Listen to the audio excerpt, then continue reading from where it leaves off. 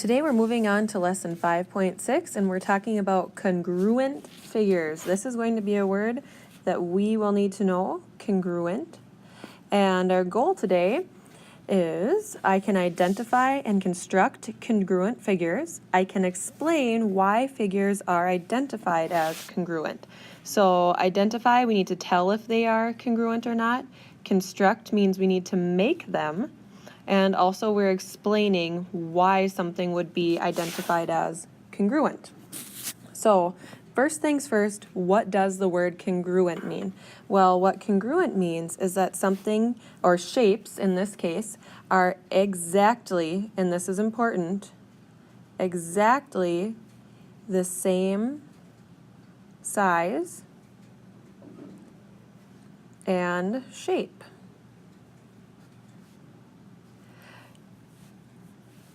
Those are key things that we're going to be looking at. So we're going to zoom in here. I'm going to see if I can move this out of the way for us. We're going to zoom in here and take a peek at our math message. I'm on page 184, so you should be here as well. We're going to look at these examples. In the math message, we actually don't have to do anything really. They're just showing us some examples. So looking at examples of things that are congruent, we can see that in our first column, that we have some congruent figures paired with each other right here. Now you can see they're tilted different ways. So this one, we kind of rotated it a little bit that way. This one was rotated too. This one was also rotated. But if I were to pick up this figure and lay it on top of this one, they would be exactly the same size, exactly the same shape, just as these two are. So now here are some examples of figures that are not congruent. First of all, looking at D, well, they're not even the same shape. So, of course, they're not going to be congruent. Now, moving down a little bit, E, they're similar because they are the same shape, but they are not the same size. So that's our mistake there. I'll write shape up here for us. And down here, they look like they're probably about the same size. Maybe possibly the same perimeter. They look pretty close, but they are not the same shape again. So we're very, very picky. It has to be exactly the same. So if we were to write a definition of congruent polygons, remember polygons are regular shapes, what would we write? We would write something like this: figures with the exact, and that word is important, they're not close, they're not really, really close, they're exact, with the exact same shape and size. If you want to word that differently, you certainly can.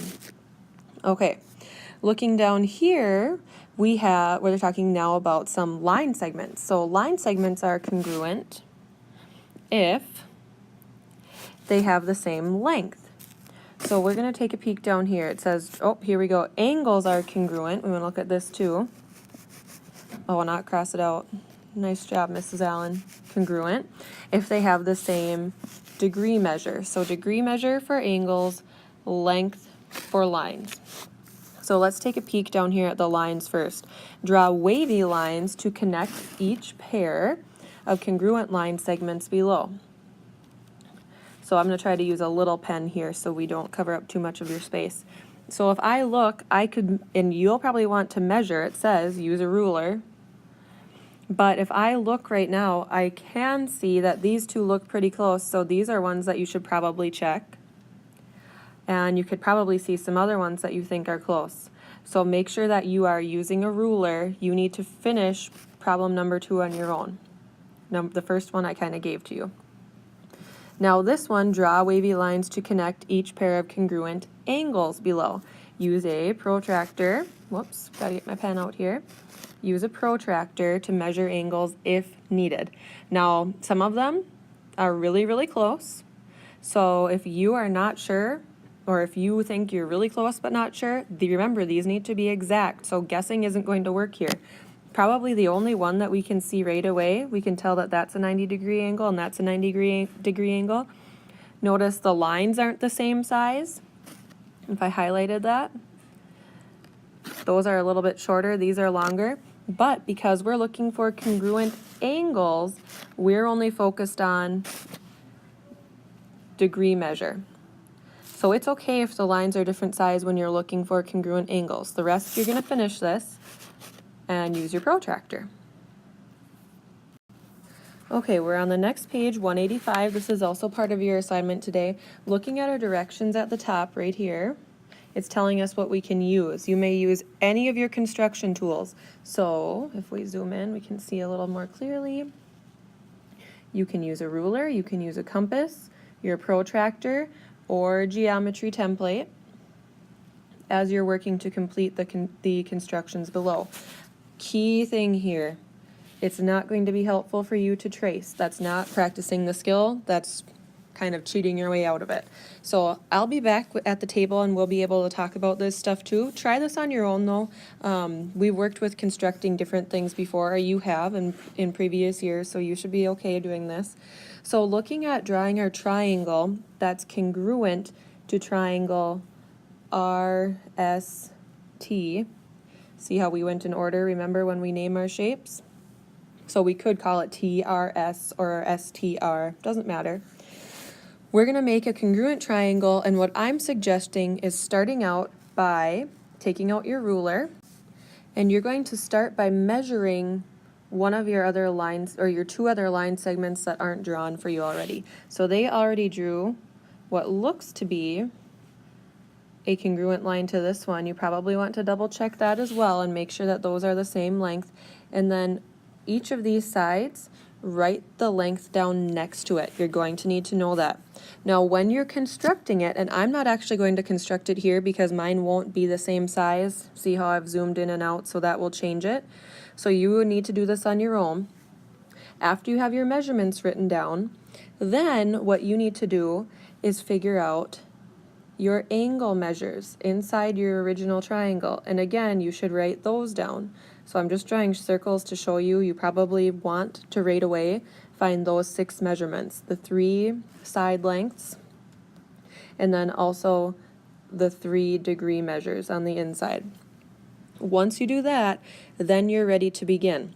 The first thing that you're going to want to do is create that angle right here and then just draw that line. Now we know that's not how long that line segment will be, but we need to figure out the angle measure first, and then I can cut my line off and erase what I don't need to make sure that I have it the correct length. No, I'm not using a ruler again, I'm just kind of drawing so you can see how you'll do this. Then you should be able, if you measured correctly, to connect your final 2 sides. But when you are done, check your lengths, check your angles. Remember, it needs to be exact in order to be congruent. You're going to do that for a line segment down for number 2. And then if we look down at number 3, this is asking you to do this paper cone. Let's see, all dimensions and angles are shown. Draw a congruent copy of the plan on a separate sheet of paper, cut it out. Yeah, we're not going to do that one today just for time's sake, because some people are finishing some stuff from yesterday. So if you have extra time and you want to do number 3, it's kind of a fun one. It just takes a little more time. You don't have to do that. Okay, so for your assignment today, you're going to finish your math journal, page 184. We started that together. And you're also going to finish your math journal, page 185 that we started together. And then you're going to be working on your math box, which is on page 187. For IXL today, you are going to be doing IXL skills. The one I want you to practice the most would be DD6. That's finding congruent figures and similar figures, which we didn't talk about. So I'm going to help you out with that right now. A similar figure would be a shape that stays the same, but it's a different size. So if you remember way back in our math message, we had those 2 triangles One was bigger, one was smaller, but they had the same angles, they were the same shape. Those would be similar figures. Now, figures that would not be similar would be maybe if I had a triangle, again, that looked similar, but then I had a triangle like this. That's not the same shape and it's not the same size. Those are not congruent, those are not similar. So these are similar, which is in that IXL skill, just so you're prepared for that.